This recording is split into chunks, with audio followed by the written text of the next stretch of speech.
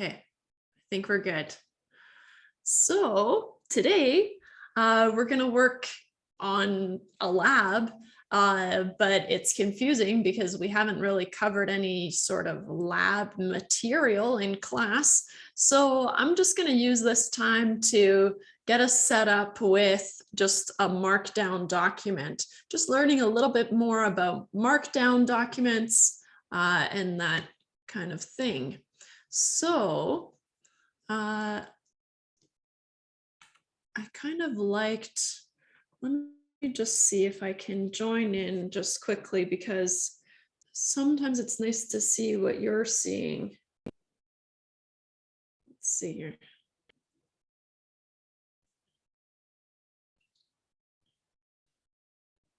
Okay, good.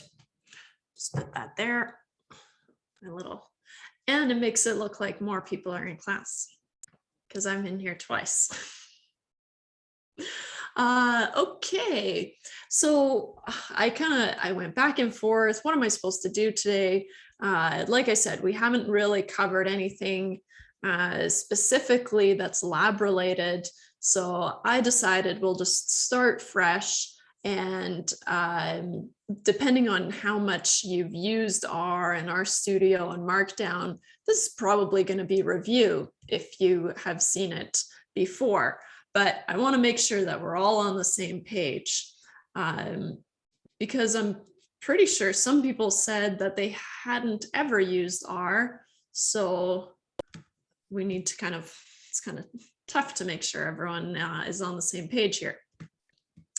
Okay, so what I did on our Moodle page here, and how can I view? Can I zoom in somehow? Zoom in. What was the shortcut?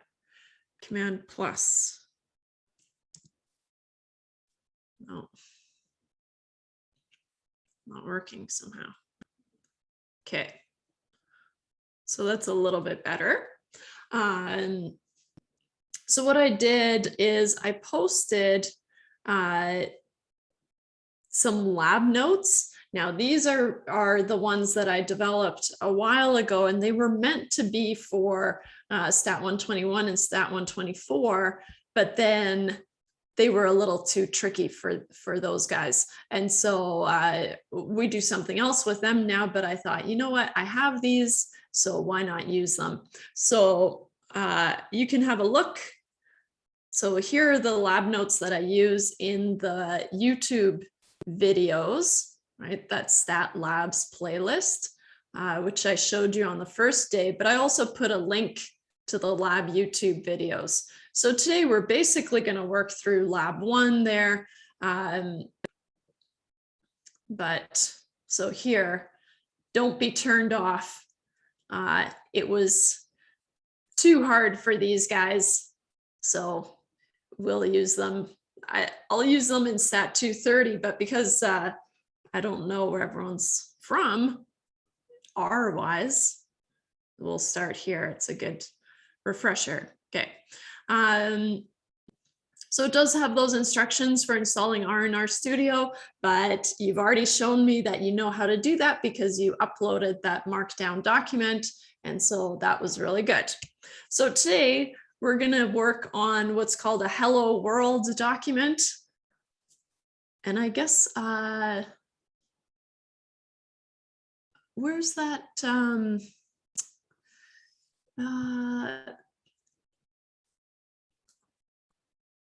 Live transcript, because I like that. There. Yeah. I like that better. I always watch TV with subtitles, so maybe that's why. I just like subtitles because my hearing is not that good.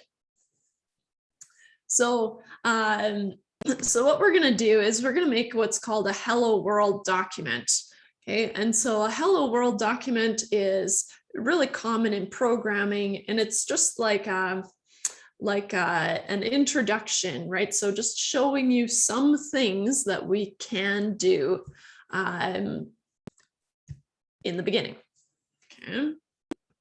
And so we're going to work through just kind of dissecting that Markdown document. So remember, we've already used that default Markdown. So I want to talk about those different components, right? Last time, or last week, rather, we just basically got you to make it, that Markdown document, that HTML document, and then all you had to do was submit that, right? So now I'm going to make you do a little bit more work. Okay. Just kind of massaging it a little bit. Okay. So best way to do it is probably, so I am going to work through just mostly by memory this document, right? But everything, if you want to refer to it later, everything is going to be in here. Okay. But I am going to switch to our studio. So I guess I should have had it open because it can take a while. Is anyone familiar with GitHub or Git in the chat? Oh, yeah, nice. Do you use it for other courses here or just for personal reasons?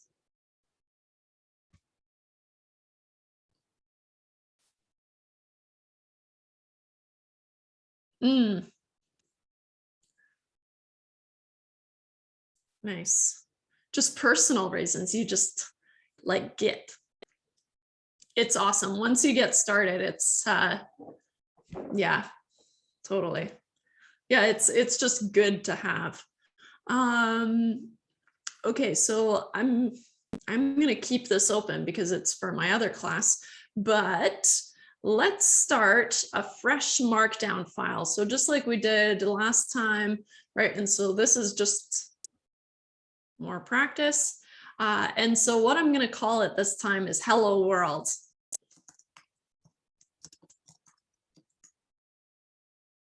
Okay.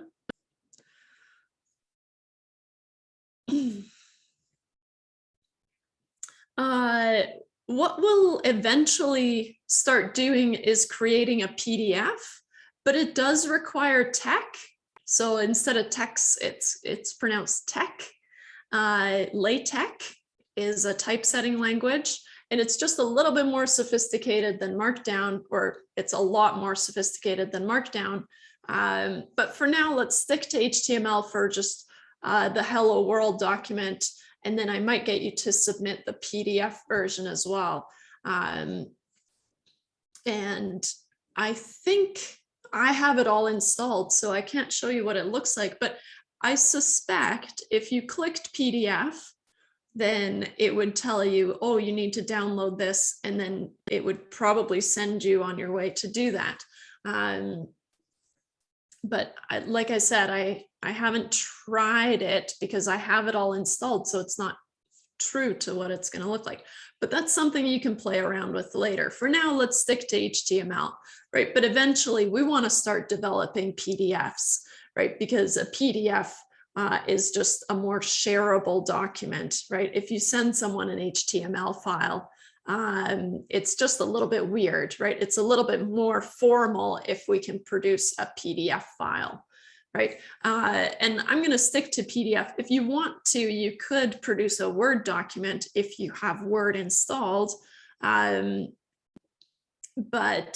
then save it as a PDF. But no, I don't want you to do that. I want you to just generate the PDF. But like I said, for today, we'll stick to HTML. Okay. So call it Hello World because I think it's cute, and why not? Okay. So I'm totally zoomed in here because it's hard to see on the shared screen. And maybe what I'll do is I'll make this bigger. How do I? So I'm going to move this over here. In fact, I don't really need it because I'll be talking over it. How's that? And then maybe what I can do is I can zoom in just a little bit more. because at least when I look at it on my iPad, and this is where I wanted the iPad, it still looks a little small. Are you guys able to see this okay?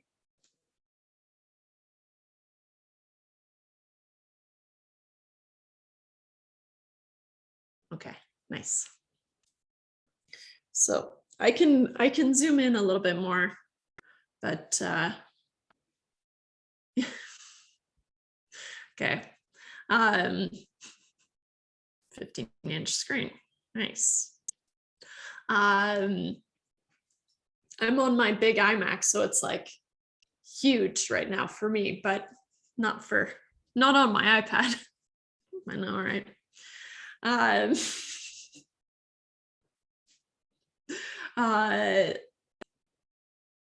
I got it for pretty cheap because it's all banged up in the corners. It doesn't affect the screen at all. It's just got cracks like this. It's weird, but it works. So anyways, just like before, right? It populated the title with whatever you wanted to call it, right? And then we can change that at any time. Okay. For now, the first thing I want you to do is just save this document so that we can just have it and work with it. Okay, so first thing I want to do is just save it, and maybe I usually use shortcuts, but I like to show you where I'm clicking. So I'm actively trying to not use shortcuts, but it makes it confusing. Right? I'm going to save it on my desktop. Usually I'll save stuff on my desktop, and then when I'm done, I'll migrate them to wherever I want them. But that's just my like file structure style, I guess. So again, I'm going to call this Hello World, just because that's the document that we're working in. So why not? And remember, I'm pretty sure it can't handle any spaces here. So maybe it can now, but I'm old school. So it used to not run if you had spaces here. So what I'm going to do is I'm going to call it Hello World and then underscore Emily. Okay. So what I want to do at first is just talk about what's in here, right? So what are we looking at here? First, and just as a side note, if I bring this back over, right, everything that I'm going to talk about is summarized here, right? And so in this lab file, it is there. So if you're having a hard time following along with my pointer, rest assured, it is there in text. Okay.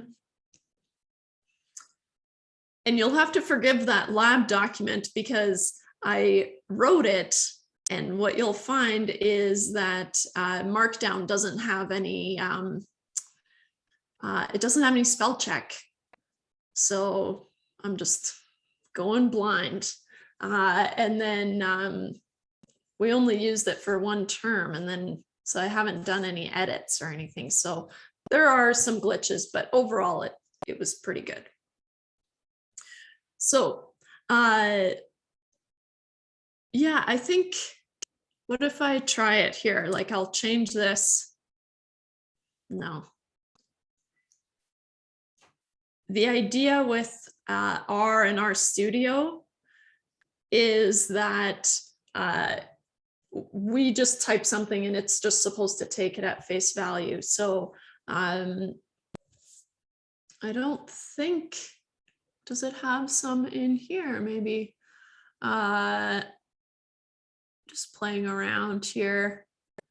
And I am working in an older version because I haven't updated yet. I should have, but I didn't. So oh, it does. Nice.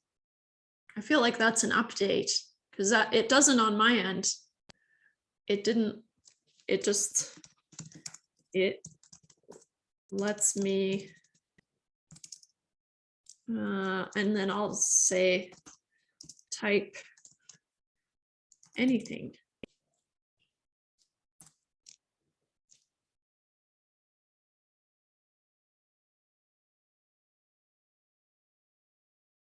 Nice. Okay. It's not complaining on my end, but I think it sounds like I need to do the update so I can have some spell check. That'd be good. But anyways, if you see typos in there, that's okay. All right. So this first chunk, so if you notice the kind of dash, dash, dash, and then ends with dash, dash, dash, that section is called the YAML. It's YAML, and I cannot remember what it stands for. Markdown language is the ML, but what's the YA? I think it's Markdown language.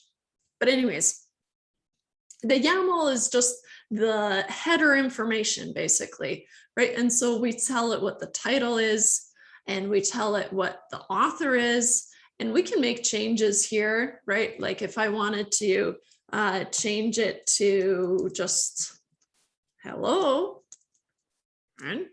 That's fine. What I have seen quite often is that someone wants to change the title, and so they start here and they delete the little quote, right? And notice how it turns black. So you always want to make sure that they're green, because that means that they're going to be read the way they're meant to be read.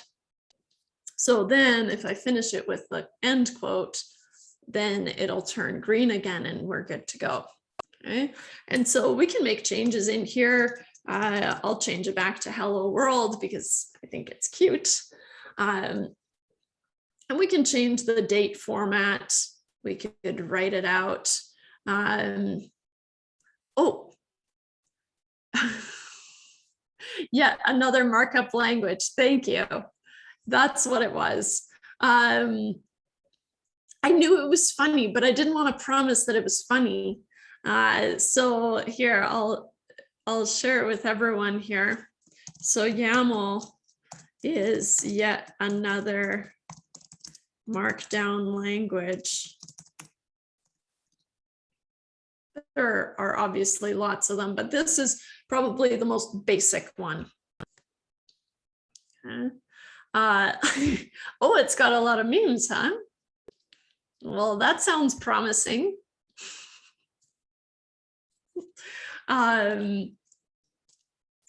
Okay, so we can change the date. You could even remove the date if you don't want to have it there. And then it's just saying that the output is going to be in HTML, right? And so,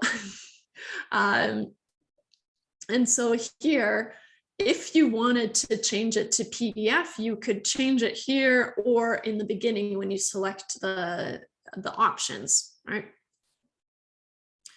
This section you can remove if you want to. Okay, so this is going to be the global options. The global options aren't going to make sense until we start fooling around with stuff. So for now, I'm just going to remove it. Okay.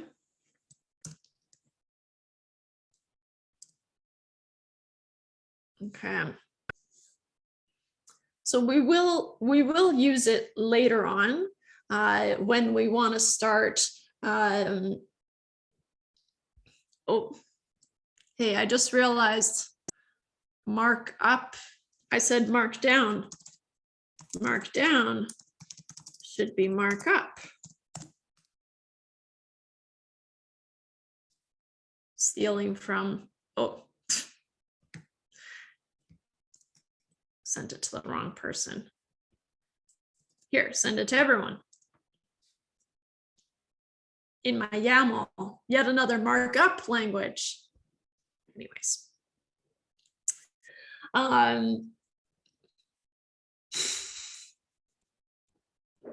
Yeah, markup, not down, even though we're calling it Markdown. Anyways, so how I want you to think about this document is that it's basically combining Word and Excel. Okay, so if you're working in only Word and Excel, which I do not recommend, right, that's going to be a nightmare. If you were working in Word and Excel, right, how you would work is you would generate maybe a graph in Excel, and then you would have to copy it, paste it into Word, maybe resize it or whatever, move it around, right? And so that's going to be really tedious. Yeah, getting graphs in Word is a complete nightmare. And if you, yeah, if you're not convinced, you can try it, right? Try making some graphs in Excel and bringing them into Word, and it is just, no, I refuse. I will not do it. So what's really nice about Markdown is that, and knitter is, which is the function that we're going to be using, is that we can knit text, which is basically the Word component, with R, which is essentially going to be the Excel component. And so we have this one document, right? And so we're able to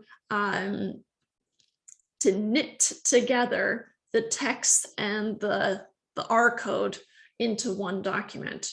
Okay, so if we have a look here, right, at this section, there's the white section, so the white background here.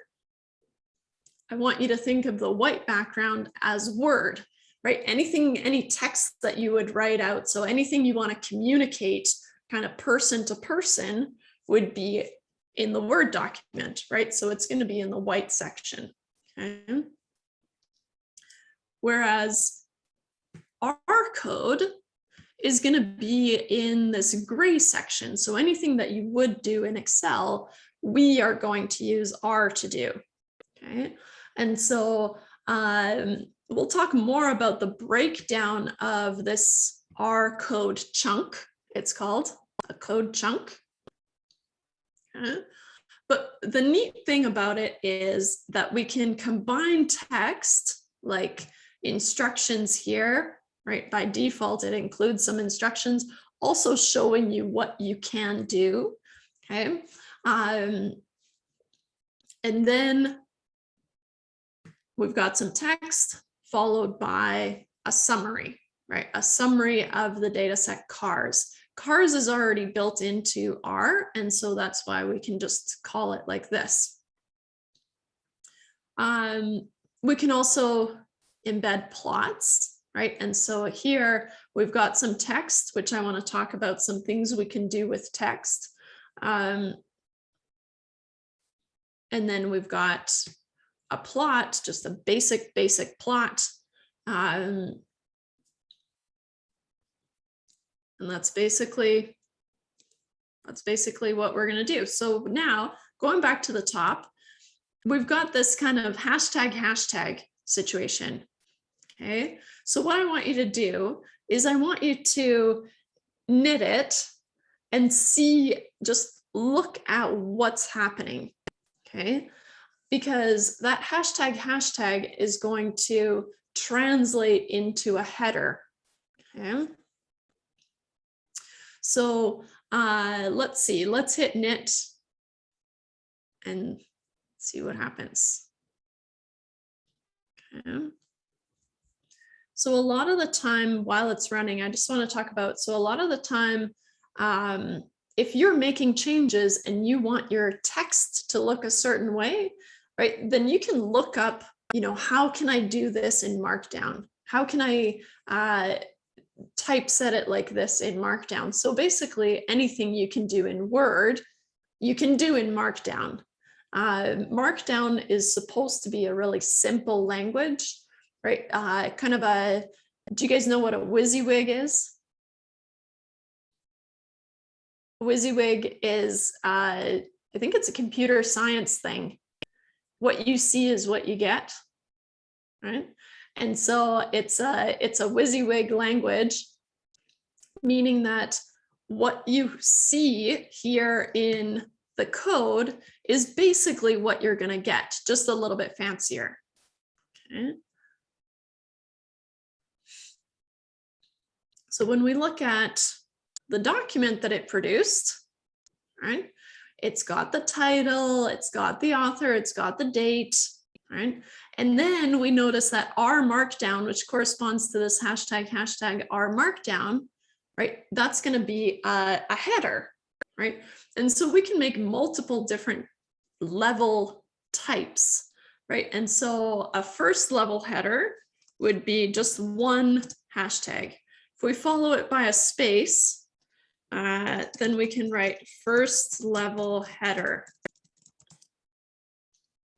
What's important about these headers is there has to be a blank line before and after each one. Okay, so you want to separate them like that. Okay.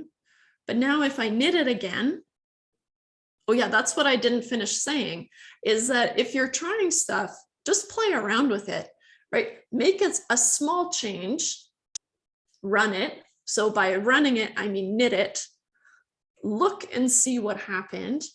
And then that's going to be your quickest way to suss out what you want to do, right? And so the first level header is slightly larger than the second level header. And you can go to lower level headers, like how about fourth level header? I think, so here's just an example of what you can do. I think it has to have a space between the hashtag and the letter, but let's try it. So I'm going to knit it just like this to see it. Yeah. So it didn't like it.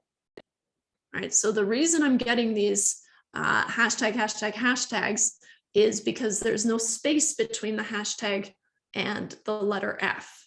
Right. So if I go in here and I put a space here and I knit it, now I have this fourth level header. So we can go to, I don't know where it maxes out, but I don't really see a need for anything less than a fourth level header. Right, that's kind of like a little bit bigger than the text, but not much bigger and bold. Okay. So headers is kind of the first thing that we talk about. Okay. Headers are good. It's like chapter 1, section 1.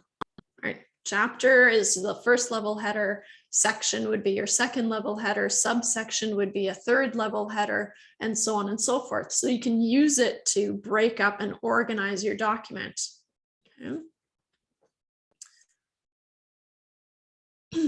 So another fun thing that we can do is that we can insert hyperlinks really easily, right? And so they've shown us that by just having the link that they want to hyperlink to. So if I go to our document here, notice that, right, here's the link.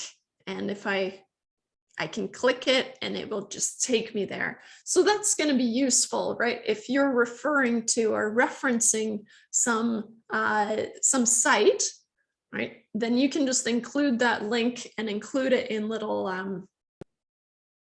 what are those? Less than, greater thans, carets. I don't know what they would be called in this case.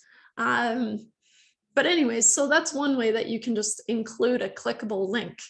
Okay. And also, of course, it gives you, so the actual link takes you to the help page for Markdown. So just kind of common things that you might want to do, right?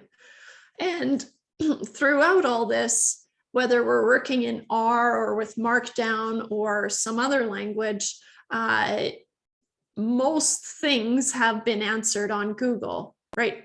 I can almost guarantee you that anything that we come across and that we want to do has already been done and it has been answered by someone else on Google, right? And so it's just a matter of finding that information. Sometimes it's harder than others, but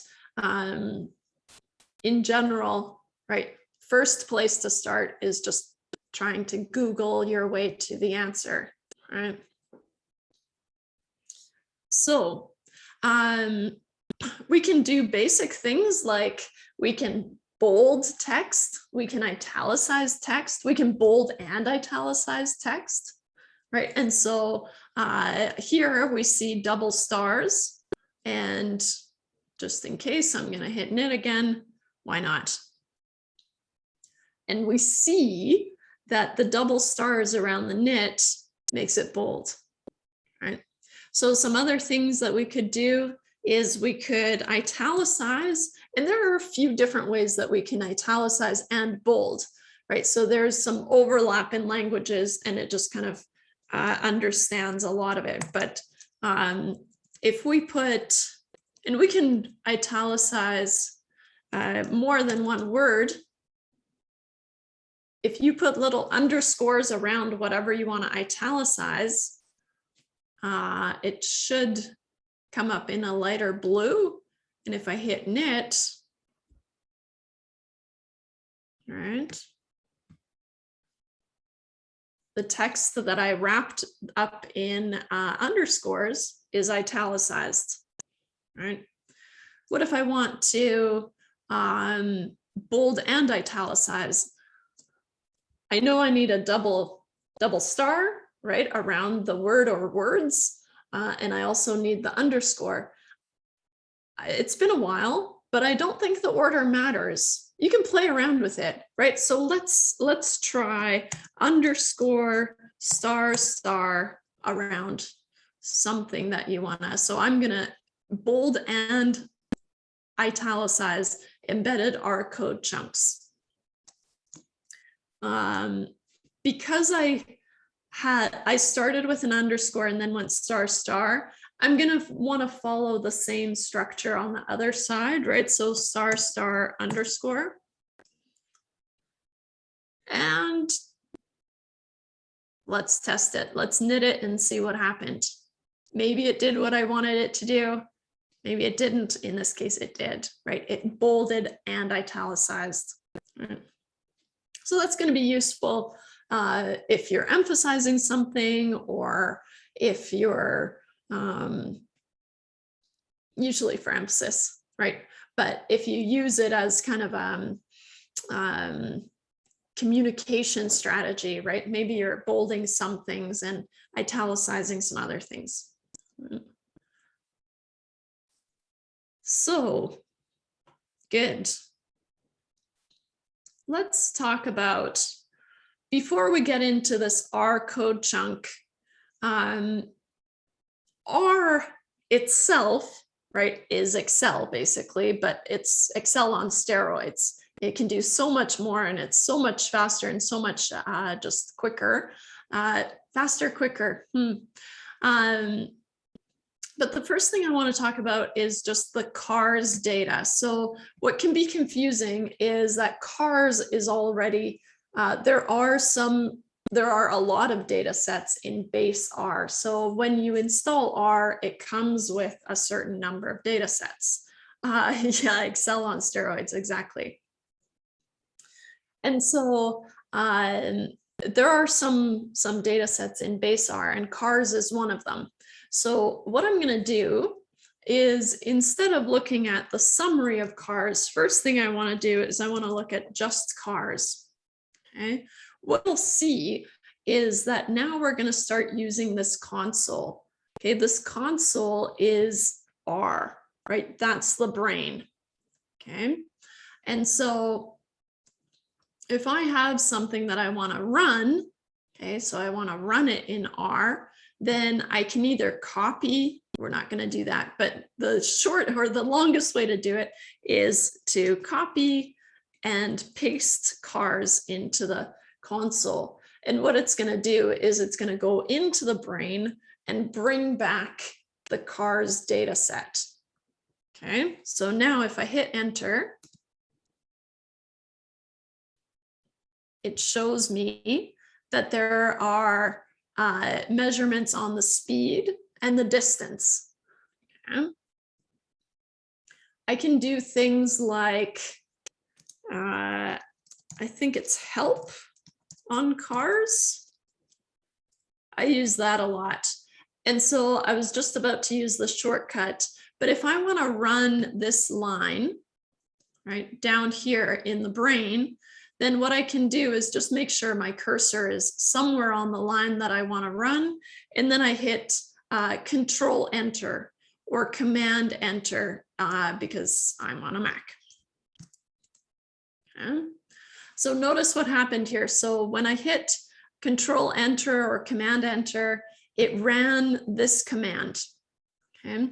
So there's a lot going on here, right? So here in my Markdown document, I'm keeping track of all the code that I'm running, right? And so this is how I save it, and I can go back and I can rerun it.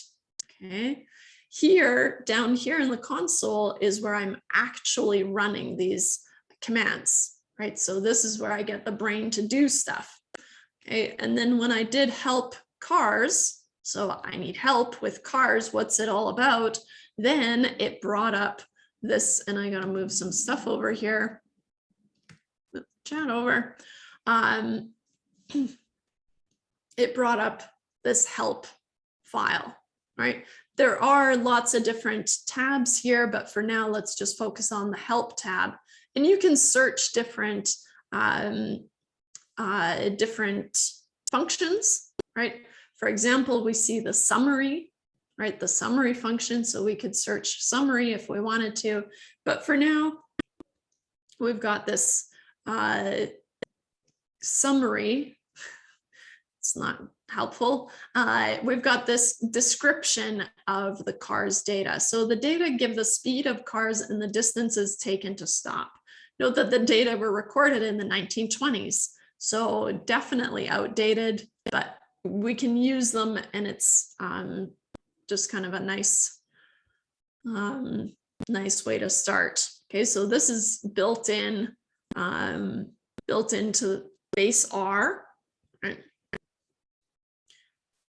So I use this command, but when I knit it, I'm curious to know what's going to happen when I knit it, because when I knit this document, right? So if I'm knitting this Markdown and this R code, what happens when it reaches the R code is it's just going to read it line by line and give the output that it would have given here, right? So we didn't get any output here. So I'm curious to know what happens when we knit the help.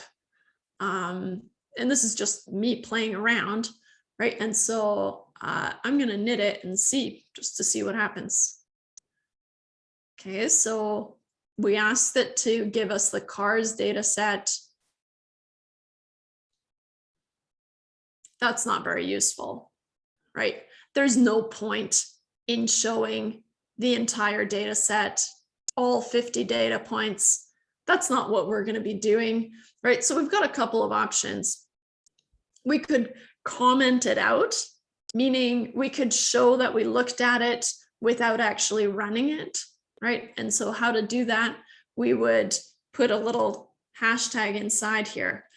It can get confusing, right? Because we used hashtags up here for our headers, but the context is so important because here we're working in Markdown because we're in the white section, right? And so this is Markdown. So the hashtags or the pound signs mean headers. Whereas here in the R environment, right, now a hashtag means that we have a comment. So a comment tells R that don't run this, right? It's just here, it's just something you can ignore, okay? So now, for example, if I knit it,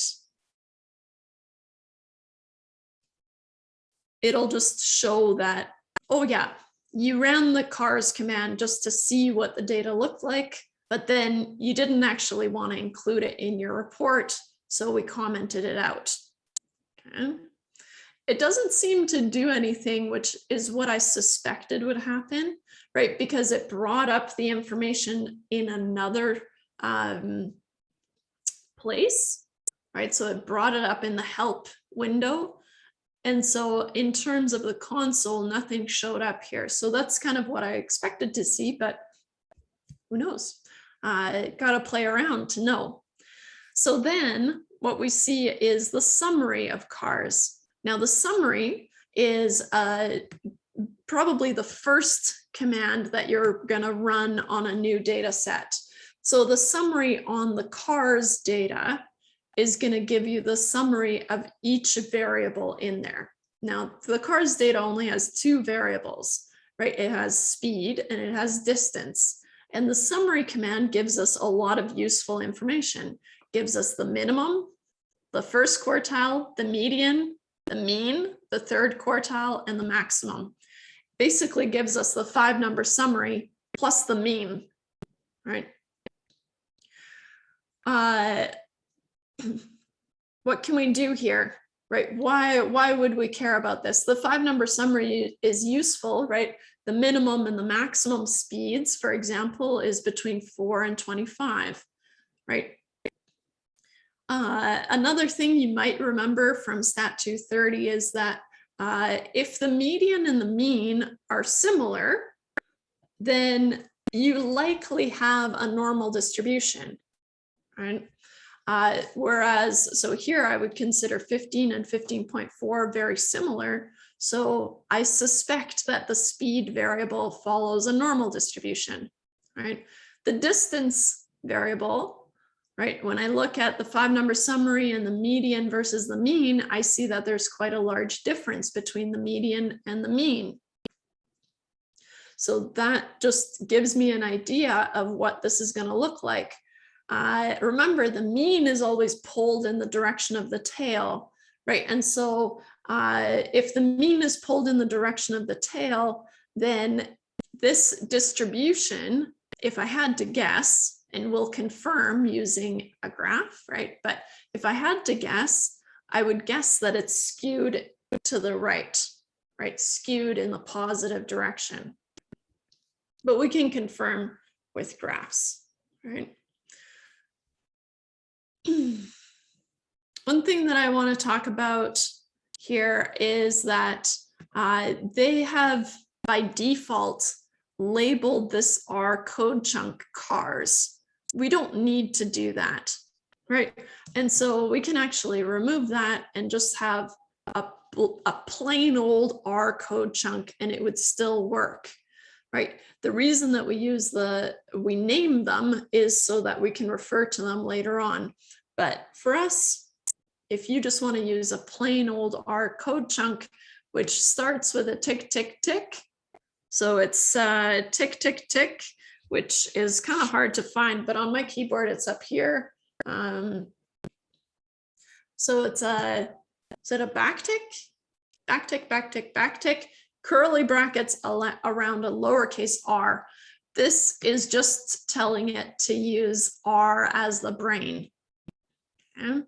And we can put in different code chunks, but for us, we're going to use R. So our code chunks are going to look like this. And it's not until we've closed it up with a tick, tick, tick again that it becomes gray and it's this closed code chunk. So if I delete one of those last ones, notice how it all goes green because, or sorry, it goes gray because now it doesn't know where the R code ends. So I'm going to put that backtick back in so that it looks nice. Okay, so I've removed the label cars, but you'll see when I knit it, nothing's going to change, right? It still looks the same. What if you're writing a report and you don't want to include all the messy code that you wrote? You only want to include the output. What you can do is you can add an option to the R code chunk. So at the top, you do R, comma, and then it has all these options here, and there's a lot of them. Okay, but the one that we want is the echo. Echo means echo the R code that you have, or if you set it to echo equals false, then it will not show the R code. So what I want to do is just change it to echo equals false. Okay. So just to compare the two files, right here, when I had the default echo equals true, then it was showing all this R code, right? Versus if I knit this now, it just removes the R code that was generated or that generated the summary. Okay? So for a lot of plots and stuff like that, we don't want to show the code. I might ask you to show the code so that I can see it, right? But generally, when we're making reports, we don't want to include the code, right? We just want the information. Okay. So here, right, and then that's talked about down here. I am so close to being out of time, but I just want to make sure that I covered everything that I wanted to. The YAML, the headers, the bold and italicized text. Oh, bullets. How do we make bullets? So here, I'm going to start some new text here. I'm going to start bullets. Okay. So what I do is here are some bullets. Two important things, right? We can use just the dash, okay? But there has to be a space between the text and the dash. And then there has to be a space following the dash as well. And so I'll call this bullet number 1, followed by bullet number 2.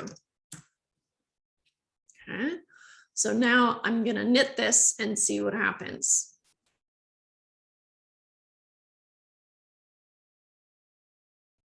So this is what it looks like when I knit it, right? So notice it does a cuter bullet, right? It generates a nicer bullet. This is bullet number 1 and this is bullet number 2. We can also do numbered bullets, right? And all we actually need is the starting value, and then it'll just generate from there. But what I want to do is just let you try that on your own because I'm totally out of time.